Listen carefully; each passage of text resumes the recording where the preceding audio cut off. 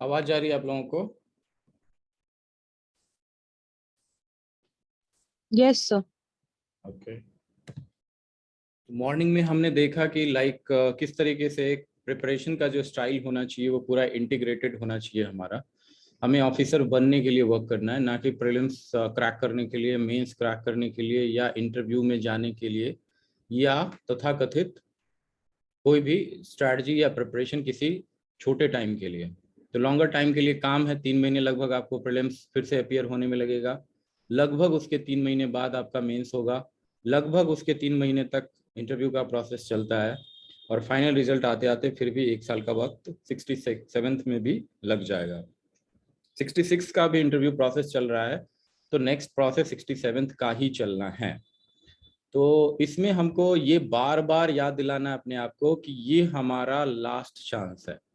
ये दिलाना याद बहुत ज़रूरी है कि एक चांस जिसमें कि अपॉर्चुनिटी बहुत अच्छी है वो हमारा लास्ट चांस हो सकता है, और वो अपॉर्चुनिटी छीननी नहीं चाहिए हमसे। ठीक है। और उसमें जो एक्शन लेते हैं वो सबसे बेहतरीन इंसान है, जो एक्शन लेके अपना इनिशिएटिव लेके प्रोएक्टिव होके पूर्व निर्धारित योजना पे चलते हैं और फिर सक्सेस अचीव कर लेते हैं। सक्सेस कोई बड़ी चीज़ नहीं है। अगर आप चलना स्टार्ट करते हैं, पहली बात तो डिसाइड करके कि हाँ हमें इसी पाथ पे चलना है। जैसे दिल्ली जाने के लिए आपको जो रास्ता है वही रास्ता है। अगर पश्चिम बंगाल का रास्ता पकड़ लेंगे तो दिल्ली नहीं पहुंच पाएंगे। तो रास्ता किधर का है वो बिल्कुल पता होना चाहिए। बीपीएससी करना है, नहीं करना है, नहीं करना है ड्रॉप कर दीजिए। अगर करना है तो करना ही है, फिर आपके पास इफ और बट नहीं होना चाहिए। एक तो हो गया रास्ता वाली बात।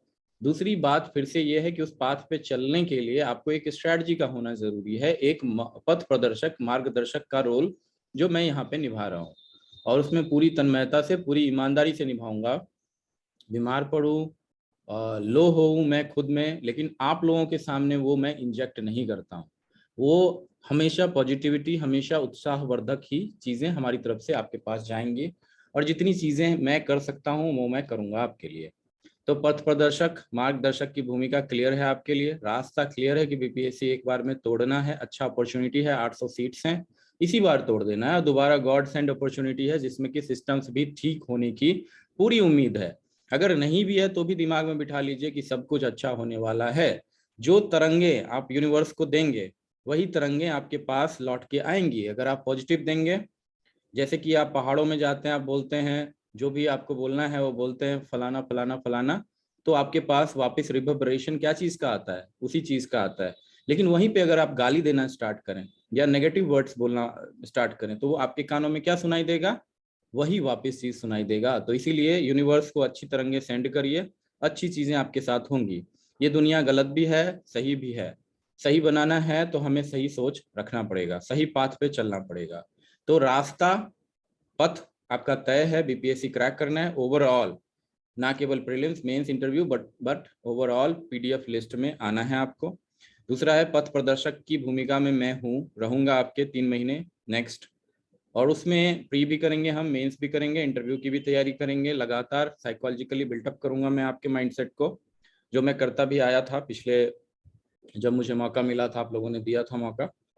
उसके बाद पथ प्रदर्शक के बाद एक जो चीज़ है स्ट्रैटेजी, तो अगेन हम री स्ट्रेटेजाइज करेंगे, जो है आपको बेसिक से सारी चीज़ों को री इवेल्युएट करके हम उस पर काम करना स्टार्ट करेंगे। तो वो अभी 3 दिन का मैंने वक्त लिया, उसमें यही सब सारी चीज़ें हम डिस्कस करेंगे कि क्या स्ट्रैटेजी होनी चाहिए, क्या हमारा 3 महीने का अपना रूटीन होना चाहिए। वो भी मैं आपको कल से परसों तक में लिखवाऊंगा, जिस तरीके से मैंने प्रीलिम्स में लिखवाया था आपको। इस बार मेंस भी उसमें इंक्लूड होगा, इस बार उसमें इंटरव्यू भी इंक्लूड होगा, जो कि और उसमें ऑप्शनल भी इंक्लूड होगा जिनका पब्लिक एडमिनिस्ट्रेशन ऑप्शनल है। तो ये हो गई बात स्ट्रैटेजी की। उसके बाद आते हैं रियल एक्शन पे। रियल एक्शन आपको डेली लेवल पे लेना पड़ेगा। You can not kill the time. जो आपको अपॉर्चुनिटी दी गई है उसमें से फिक्स है वो टाइम। अगस्त से पहले पहले एग्जाम होना है तो होना है, अगस्त के बाद एग्जाम नहीं होना है। अगस्त तक एग्जाम ले लेगा। अगर एनी इवेंचुअलिटी, अगर कुछ ऐसा ही हो गया बहुत बड़ा डिवास्टेटिंग, तो अलग बात है। बट इवेंचुअली ये एग्जाम आपको, क्योंकि महाजन जो साहब हैं चेयरमैन, वो जाने वाले हैं 31 अगस्त के आसपास, तो उससे पहले पहले एग्जाम होगा। और उस टाइम तक 3 महीने तक में ये चीज़ें ये लोग करा सकते हैं। एक बिग एग्जाम 67th, क्योंकि पूरी भारत की नज़र है इस पे, तो इसको इसको मुख्यमंत्री जी भी कराना चाहेंगे टाइमली। और इस पे वो फोकस उनके डिपार्टमेंट सीएमओ की तरफ से भी जरूर होगा। तो आपको क्या करना है, आपको कंसिस्टेंटली वर्क करना है जैसे आपने किया था। एक भी दिन मिस मत करिए पढ़ाई में।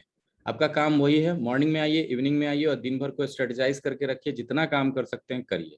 ओवरलोड मत लीजिए, लंबे टाइम में काम करिए, लास्ट के महीने में मत वर्क करिए, लास्ट के महीने में मिनिमम वर्क करिए और ज़्यादा से ज़्यादा रीप करिए रिजल्ट को, ज़्यादा से ज़्यादा रिवाइज करिए, ज़्यादा से ज़्यादा चीज़ों को इंटीग्रेटेड शेप में ढालिए। उस टाइम तक के लिए आपको फिर पहले से ही मेहनत करना पड़ेगा, लंबे टाइम तक मेहनत करना पड़ेगा।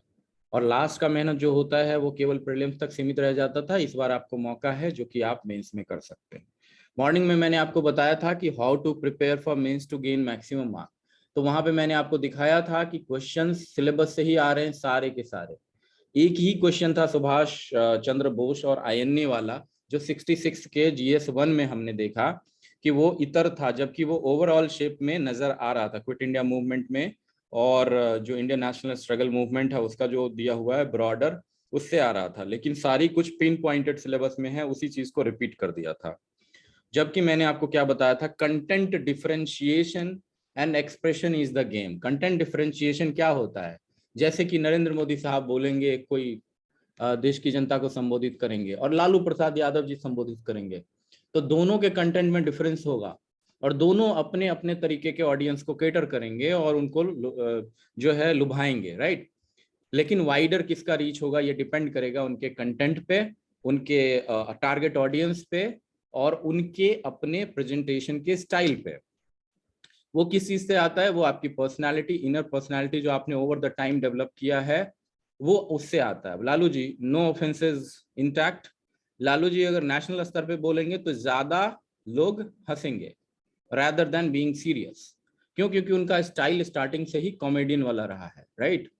और उनका जो कंटेंट रहा है वो बहुत सारे तरीके की चीजों को मतलब सीरियसली ना लेके थोड़ा हल्के अंदाज में बयान करने वाला रहा है।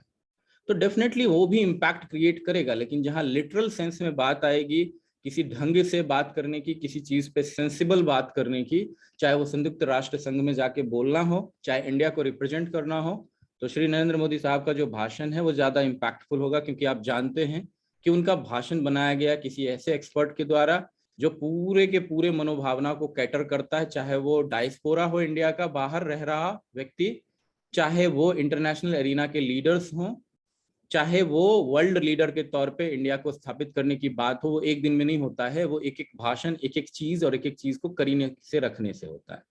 तो आपका काम यहाँ पे क्या है, एक्सप्रेशन। एक्सप्रेशन में सबसे बड़ी चीज क्या होती है कि आप किस तरीके से चीजों को रखते हो, वो मैटर करता है कि आपने पहली चीज क्या बोली, दूसरी चीज क्या बोली, तीसरी चीज क्या बोली, और वही पूरा स्ट्रक्चर है आंसर का। तो यहाँ पे सबसे पहले जो मैंने आपको बोला था कि how to prepare for mains to gain maximum mark, तो उसमें सबसे बड़ी चीज है कि टारगेटेड स्टडी करना, सिलेबस को देखना, सिलेबस को चिपका लेना।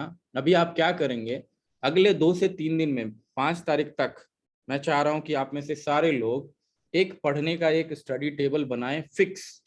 ऐसा नहीं कि कहीं भी रोम करके पढ़ रहे हैं, कहीं से भी कहीं पे, छोटा हो घर, बड़ा हो घर, बहुत बड़ा हो घर, उससे फर्क नहीं पड़ता। आप मोबाइल हो, आप फ्रेजाइल हो, आप कहीं पे एस्टैब्लिश्ड हो नहीं हो, इससे फर्क नहीं पड़ता। आपका वर्क है नहीं है, केवल पढ़ाई करते हो, पढ़ाई के साथ और भी करते हो, कुछ फर्क नहीं पड़ता।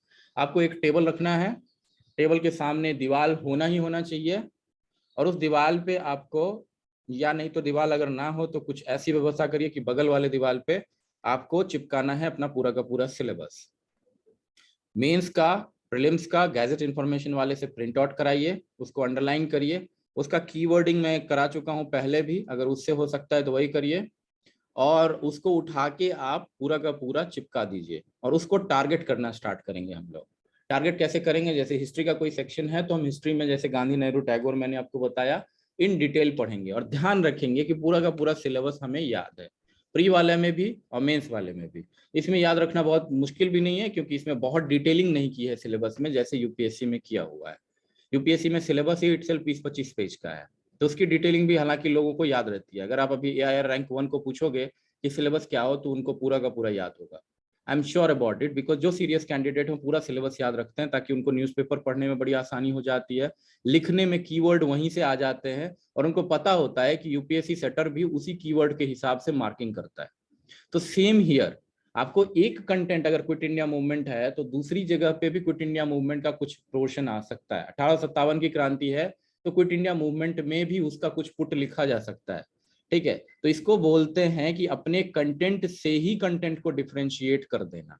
इसको बोलते हैं इंट्रा सिलेबस लिंकेजेस, जो मैंने आपको पब्लिक एडमिनिस्ट्रेशन में भी सिखाया था।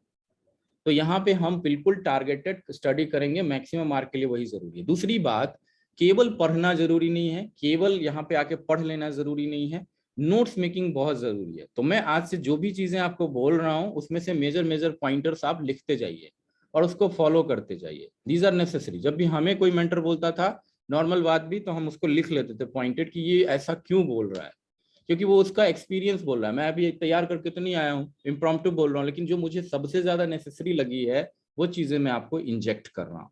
ये जरूरी होता है मूव करने के लिए, क्योंकि बड़ा एग्जाम फेस करने जा रहे हैं। तो मेरी तरफ से आपको मूवमेंट कैसे मिलेगा, एक कैटलिस्ट के तौर पे मैं काम कर रहा हूँ कि वहां पे कुछ रासायनिक प्रतिक्रियाएं होने वाली है, तो मैं आपको वो चीज पुश कर रहा हूँ, प्रोपेल कर रहा हूँ आपके काम को। एक तरीके से धक्का देना होता है, सबकॉन्शियसली और कॉन्शियसली भी। तो हम सिलेबस को फॉलो करके ही करेंगे काम। अभी मुरली जी ने लिखा है क्वेश्चन और उसका आंसर उन्होंने प्रेजेंट किया है, तो इस चीज को हम अभी देखेंगे सबसे पहले, क्यों। और आई मस्ट कंग्रेचुलेट हिम कि उन्होंने तुरंत एक्शन लिया और लिखना स्टार्ट किया, आज ही लिखा है उन्होंने। तो देखिए, यही होता है एक्शन सेंट्रिक एंड प्रोएक्टिव आदमी की निशानी। आप में से हर व्यक्ति कैपेबल है इस एग्जाम को किल करने के लिए, लेकिन आप में से बहुत सारे लोग ये चीज याद रखेंगे, मैं ये चीज नेगेटिवली नहीं बोलना चाहता है, कि आप लोगों में से सारे लोगों को एक्शन लेना है। एक्शन नहीं लेंगे, मैं डेली याद दिलाऊंगा, 3 दिन 4 दिन मैं देखूंगा, अगर आप नहीं लिखेंगे तो मैं आपको इस चीज के लिए पनिश करूंगा, चाहे चाहे वो सीवियर वर्ड्स हो, चाहे हो सकता है 1-2 दिन के लिए आपको कक्षा से निकाल देना हो। मैं इसलिए करूंगा क्योंकि ये जरूरी है। अगर आप इस चीज को सीरियसनेस को नहीं समझेंगे तो क्लास में आना व्यर्थ हो जाएगा, ठीक है। और जो आप बार्गेन कर रहे हैं पैसा का, या जो भी चीज का कर रहे थे या किसी से भी करते हैं, ठीक है, तो वो चीज यहाँ वेस्ट हो जाएगा। अल्टीमेटली पैसा या अल्टीमेटली वो चीज काम नहीं आता। आपका एक्शन जितना ज्यादा लीजिएगा उतना ज्यादा बढ़िया रिजल्ट आ जाएगा। 1 महीने की सैलरी इतनी ज्यादा आती है और हर महीने आती है कि आपको ये सब चीज सोचने की जरूरत ही नहीं पड़ेगी कि आप कितना दे रहे हो कितना ले रहे हो। लेकिन आप जल्दी निकालोगे तब तो, नहीं तो इसी ट्रैप में फंसे रहोगे, सब्जी की तरह bargaining and all those thing. मैं इसलिए नहीं कह रहा हूँ कि मेरे साथ, मैं तो चाहता हूँ कि कितने कम में मैं आप लोगों को टीच कर दूं, क्योंकि मेरे पास भी अपनी लिमिटेशंस है और मेरे एनर्जी का भी ईमानदारी के साथ मैं पढ़ाना चाहता हूँ। इसलिए मेरे मन में जो होता है मैं आपको बता देता हूँ। तो ईमानदारी में यही है कि यहाँ पे इंटेंसिवली वर्क करना है हमें एक एक चीज को। अभी मैं तुरंत उन्होंने भेजा और मैंने वहां चेक नहीं किया, बिकॉज यहाँ पे मैं डिटेल्ड वे में सारे लोगों को बताना चाहता हूँ कि इस आंसर के थ्रू आप क्या सीख सकते हो। तो आप देख रहे हो कि ग्रुप का क्या प्रभाव है, एक ऐसे मेंटर का क्या प्रभाव है जो कि किसी चीज को डायरेक्टली एक्सपोज करना चाहता है।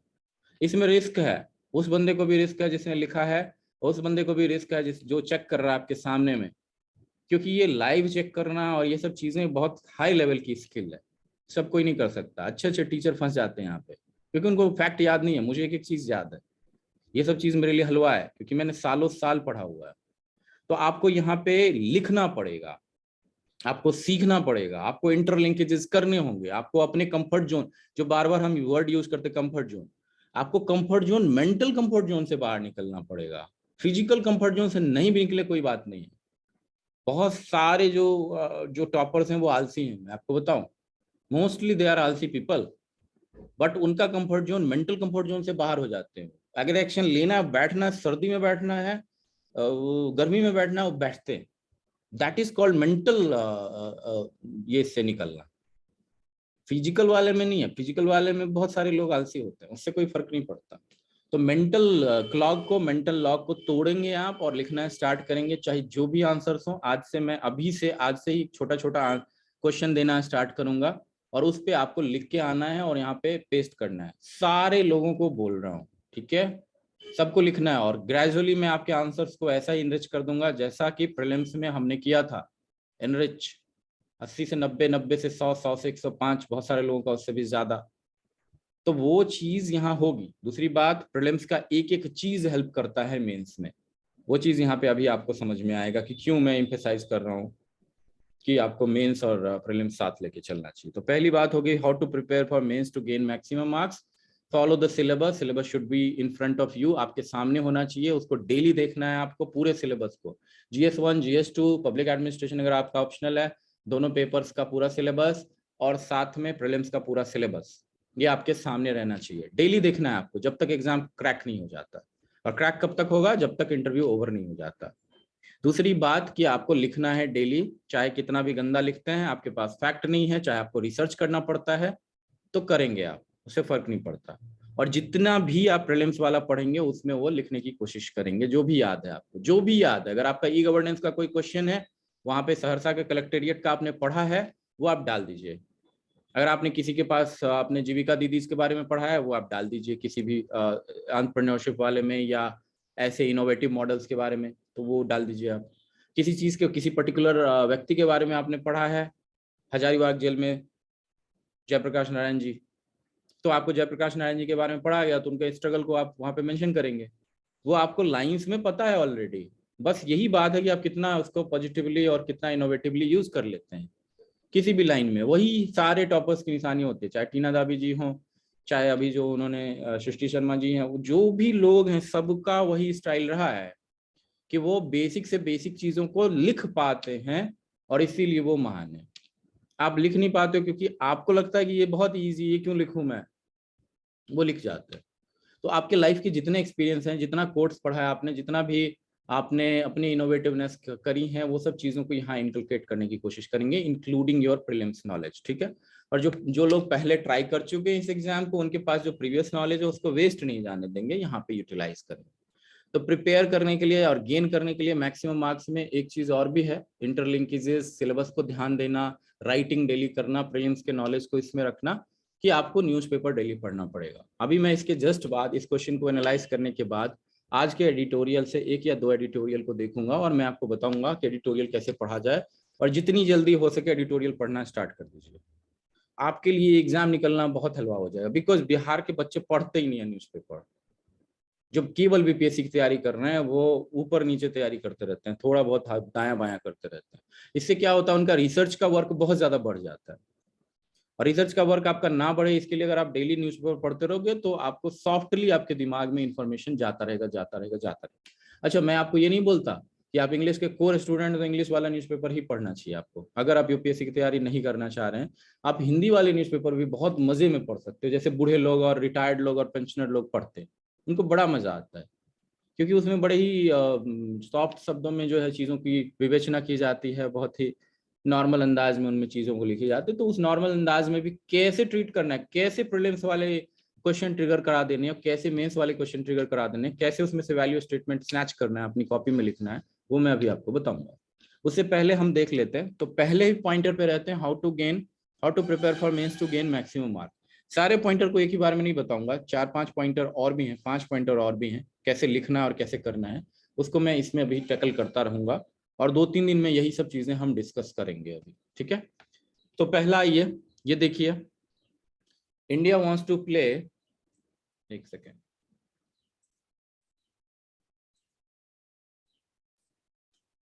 आपको ये दिख रहा है ना, India wants to play a crucial role in setting up of world solar bank as solar energy benefit includes replacement of old sources of power that generate carbon and heat up our planet.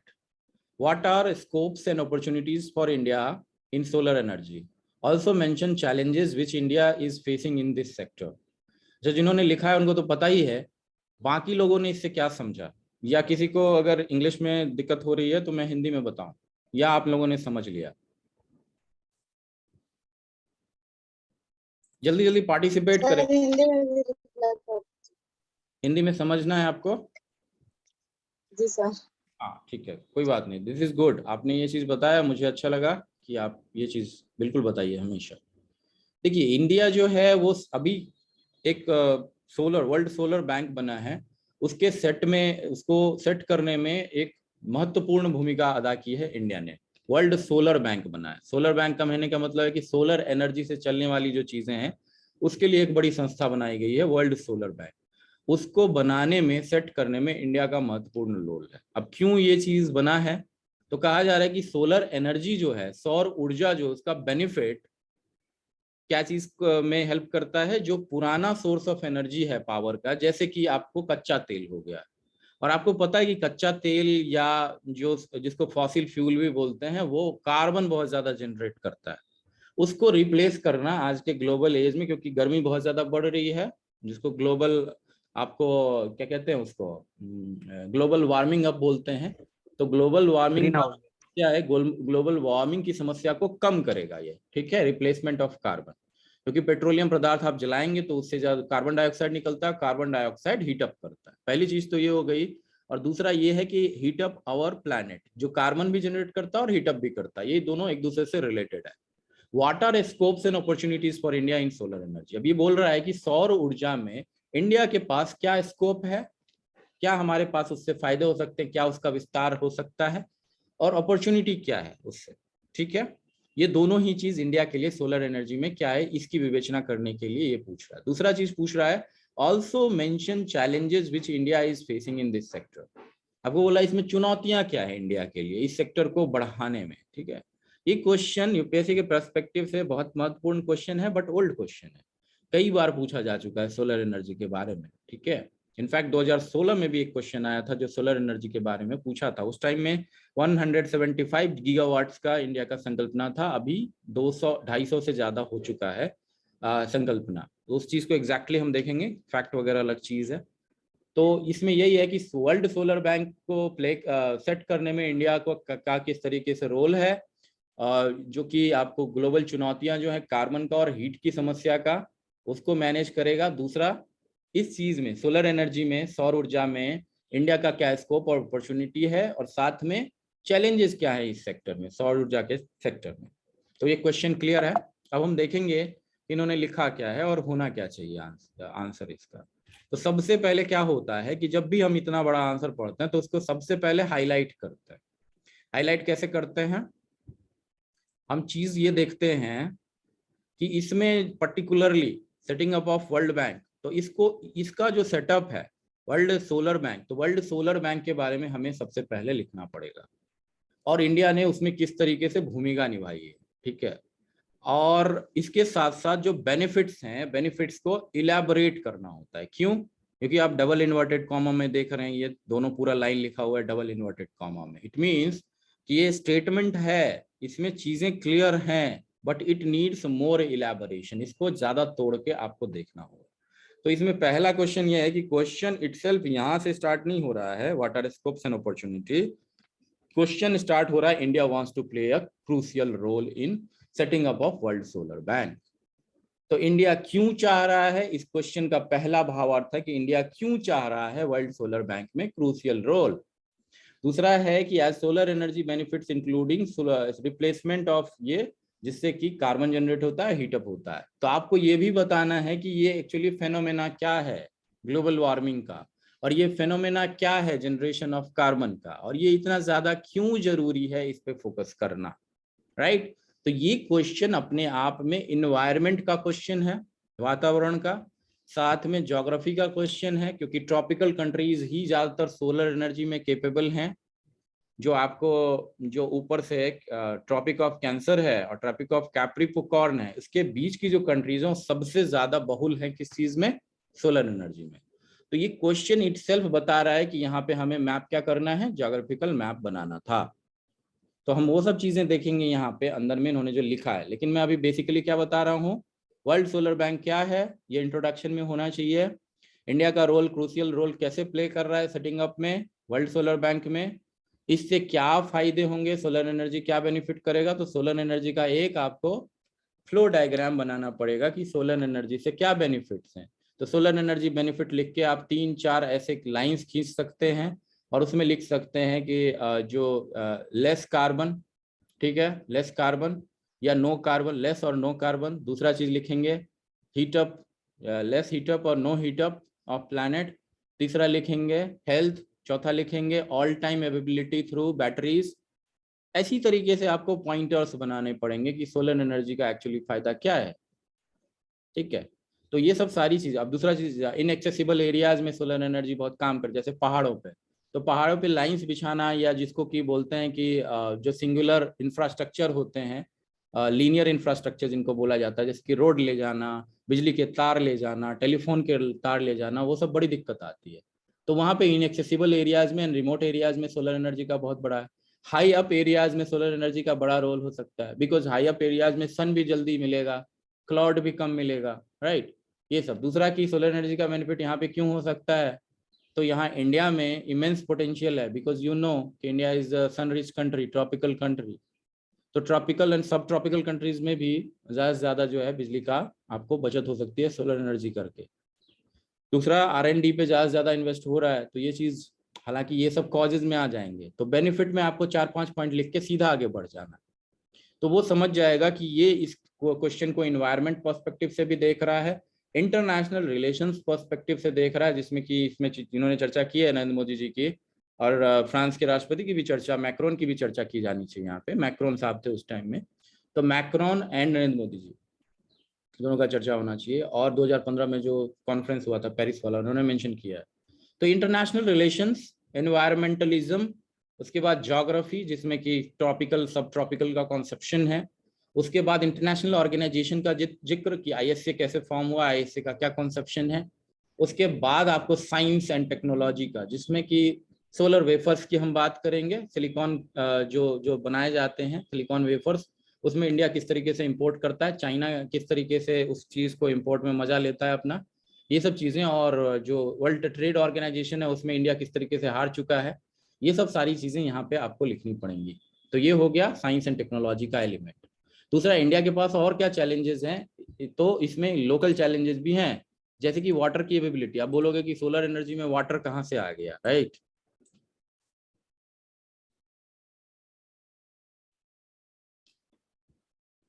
एक second. तो solar energy में water की समस्या क्या है कि solar energy जो panels लगे रहते हैं ना, उस पे जो है धूल जम जाती है, राइट। जैसे राजस्थान जैसे जगहों पे सोलर एनर्जी प्रचुरता में पाई जाती है, ओपन स्पेसेस भी हैं, लेकिन जब हम पैनल्स लगाते हैं तो पैनल्स पे धूल जम जाता है, और वो क्योंकि तूफान वहां पे हरदम चलता ही रहता है, जो गर्म हवा है वो चलती रहती है, तो हमें उसको वाटर से धोना होता है। तो वाटर की समस्या है, आपको पता है राजस्थान में, तो एक मेजर चैलेंज बन जाता है। तो ये ऐसी ऐसी छोटी छोटी चीजें। दूसरी बात, ओपन स्पेसेस की कमी, जो घनी आबादी वाली जगह है, जैसे कि बिहार हो गया, यूपी हो गया, तो यहाँ पे क्या है, ऑल्टरनेटिव सोर्सेज, जहाँ पे कि आपको रूफटॉप सोलर एनर्जी पावर्स हम बिठाएंगे, जहाँ पे हम तैरता हुआ, जिसको फ्लोटिंग सोलर प्लांट्स बोलते हैं, उस चीज की संकल्पना हो रही है। जैसे दरभंगा में आपको बहुत ही लंबा चौड़ा प्लान बनाया गया इस चीज के लिए, वो उस कंपनी का नाम है, आप देख सकते हैं, उन्होंने वहां पे फ्लोटिंग सोलर पावर प्लांट्स बिठाए हैं। तो वो सब चीजें आप बिहार के पर्सपेक्टिव में यहाँ पे लिख सकते हो, ठीक है। तो वो सब चीजें देखेंगे, लेकिन बेनिफिट क्या है आपको दिखा दिया मैंने कि सबसे पहले इसको इंटरनेशनल ऑर्गेनाइजेशन, इंटरनेशनल रिलेशंस के शेप में लिखेंगे, फिर इसको हम देखेंगे इन्वायरमेंटलिज्म के शेप में, जो इन्वायरमेंटल कंसर्न्स है वातावरण के संदर्भ में। उसके बाद हम फिर किस चीज पे आएंगे, जो पर्टिकुलरली साइंस एंड टेक्नोलॉजी है वो, और ज्योग्राफी है उसके एलिमेंट को हम देखेंगे। उसके बाद पॉलिटिकल जो शेप है, पॉलिटिकल सिनारियो है, उसको भी हमें देखना पड़ेगा, और लोकल जो चैलेंजेस हैं, जैसे बिहार के क्या चैलेंजेस हैं, नॉर्थ इंडिया के अपने चैलेंजेस क्या है, वो सब देखेंगे। तो इसको एक सिलसिलेवार वे में, जैसे मैंने पिछली बार आप लोगों को बताया था, स्पेक्ली है। स्पेक्ली में क्या है, सोशल डायमेंशन क्या है, पॉलिटिकल डायमेंशन क्या है, लोकल डायमेंशन क्या है, लीगल डायमेंशन क्या है, ओके। और उसके बाद इंटरनेशनल ऑर्गेनाइजेशन का कंसर्न क्या है, उसके बाद आपको हिस्टोरिकल डायमेंशन क्या है, ये सारी चीजें इसमें धीरे धीरे मेंशन करनी है। तो लेट्स सी कि इन्होंने क्या लिखा है, इन्होंने डायग्राम बनाया है कि नहीं, इन्होंने उस तरीके से किया है कि नहीं जो इस क्वेश्चन का डिमांड था। तो सबसे पहले देखते हैं इन्होंने क्या लिखा है। India along with France launched the International Solar Alliance in Paris, France in 2015 led by PM Narendra Modi ji. This was intended to make use of tropical countries solar potential. अच्छा है, ये इंट्रोडक्शन बहुत अच्छा है। इसमें basic fact इन्होंने उजागर किया है कि पेरिस पैक्ट, पेरिस वाला जो आपको समझौता था, और उसमें किस तरीके से, यहाँ पे पेरिस पैक्ट लिखना था, ठीक है, पैक्ट वर्ड जरूर यूज कीजिए। लॉन्च के बाद, उसके बाद उसमें लिख सकते थे, लॉन्च से पहले लिख सकते थे कि पेरिस पैक्ट में इंडिया ने अलॉन्ग विद फ्रांस लॉन्च किया है, और led by PM Narendra Modi ji. This was intended to make use of tropical countries solar potential. अब इसके जस्ट बाद एक आ जाना चाहिए था ऐसे ग्लोब का पिक्चर, गोल वाला, और इसमें 2-3 रेखाएं खींच देनी थी, tropic of cancer, tropic of Capricorn दिखा देना था, और बीच में ऐसे करके स्लैश करके जो ग्राफ वाला नहीं ऐसे बनाते हैं इंटेंडेड लाइंस, वो लाइंस खींच देने थे और उसमें लिख देना था tropical rich country good for solar power, ठीक है। और उसमें वर्ल्ड का मैप बना देते अगर आप, तो वो सोने पे सुहागा था कि ये सारी कंट्रीज, और उसमें उन सारे एरियाज को हाईलाइट कर देते जो आईएसए में जुड़ चुके हैं।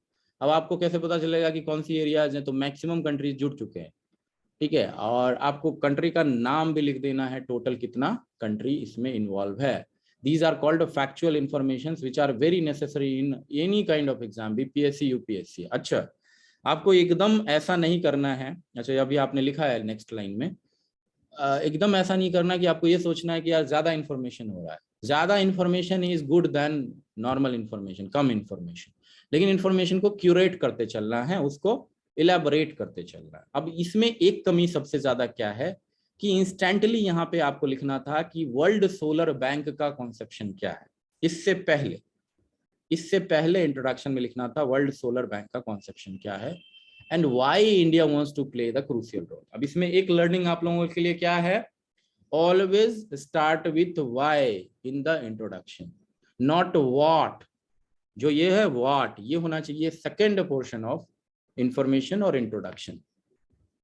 इस चीज को नोट डाउन कर लीजिए, always start with why in your mind, कि क्या चीज पूछा जा रहा है। India wants to play a crucial role in setting up of world solar bank. तो वर्ल्ड सोलर बैंक है ही क्या, ये आपको सबसे पहले ये नहीं पूछ रहा है इंटरनेशनल सोलर अलायंस, ये सबसे पहले पूछ रहा है वर्ल्ड सोलर बैंक। अगर इंटरनेशनल सोलर अलायंस पूछेगा तो थोड़ा सा पुराना क्वेश्चन हो जाएगा, और ये अगर उसने वर्ल्ड सोलर बैंक पूछा है तो ये नया क्वेश्चन ट्रीट होता है, प्रतीत होता है, कंटेंट वही रहेंगे, क्योंकि वर्ल्ड सोलर बैंक का पूरा कॉन्सेप्शन क्लियर नहीं हुआ। तो वर्ल्ड सोलर बैंक का सेटिंग अप क्या है, इस चीज को आपको पढ़ के रिसर्च करके यहाँ पे पहले लाइन में लिखना है। Why India is going to play a crucial role in this world solar bank, तो वो वहां पे रीजंस लिखने हैं आपको, 3 4 5 रीजंस। तो पहला लिखना है आपको कि इंटरनेशनल सोलर अलायंस इंडिया ने बनाया है, इंटरनेशनल ऑर्गेनाइजेशन के तौर पे वो गुड़गांव में स्थापित है अभी, और इंडिया इसी चीज को लीड कर रहा है पूरे वर्ल्ड में, because India is a solar rich country. तो वो चीज आपको पहले बताना होगा। दूसरा चीज, इंडिया के पास ह्यूज पोटेंशियल है स्पेस के तौर पे भी, इन्वेस्टमेंट के तौर पे भी, और पॉलिटिकल विल पावर के तौर पे भी। ये आपको दूसरे पॉइंटर में लिखना होगा। तीसरा पॉइंटर लिखना होगा आपको कि वर्ल्ड सोलर बैंक जो है एक फाइनेंशियली सुदृढ़ संस्था हो सकती है, बिकॉज इंडिया के पास एक्सपोर्ट करने के लिए एनर्जी को बहुत ज्यादा पोटेंशियल है। तो इसमें आपको एग्जाम्पल देना है, for example India is exporting the hydroelectric power of Bhutan to other countries or has set up, और उसमें आपको 2-3 एग्जांपल लिख सकते हैं। मांग देचू करके एक है जगह, वहां पे उन्होंने हाइड्रो इलेक्ट्रिक पावर बनाया है। तो वो एक लाइन में अगर आप लिखेंगे तो वो समझ जाएगा कि इसकी इंटरकनेक्टिविटी बहुत अच्छी है। तो हाइड्रो इलेक्ट्रिक पावर में इंडिया जिस तरीके से काम कर रहा है, इलेक्ट्रिसिटी सेक्टर में जिस तरीके से कॉरिडोर्स बनाने की बात कर रहा है साउथ एशिया का, उसी तरीके से वर्ल्ड सोलर बैंक का वो इंटरनेशनल लेवल पे जन्मदाता हो सकता है, आईएसए उसका प्रीकर्सर है, ठीक है। ये पॉइंट लिखेंगे। उसके बाद लिखेंगे कि सोशियो इकोनॉमिक बेनिफिट में इंडिया के पास एजुकेशन और हेल्थ के अपॉर्चुनिटीज एंड चैलेंजेस हैं, जिसको इंडिया कम करना चाहता है। जिसमें आप लिखेंगे कि न्यूक्लियर एक्सीडेंट्स हैज एक्सरबेटेड, उस चीज को गति दे दिया है, क्योंकि न्यूक्लियर एक्सीडेंट्स बहुत ज्यादा है, सेफ नहीं है। जिसमें जापान का एग्जाम्पल लिखेंगे आप कि जापान में रिसेंटली हो गया था, चेर्नोबिल का पहले हो गया था, और न्यूक्लियर पावर इज बिकमिंग, जिसको लीकेज बोलते हैं, न्यूक्लियर लीकेज, वो लीकेज हो जाता है और हथियार बना लिए जाते हैं।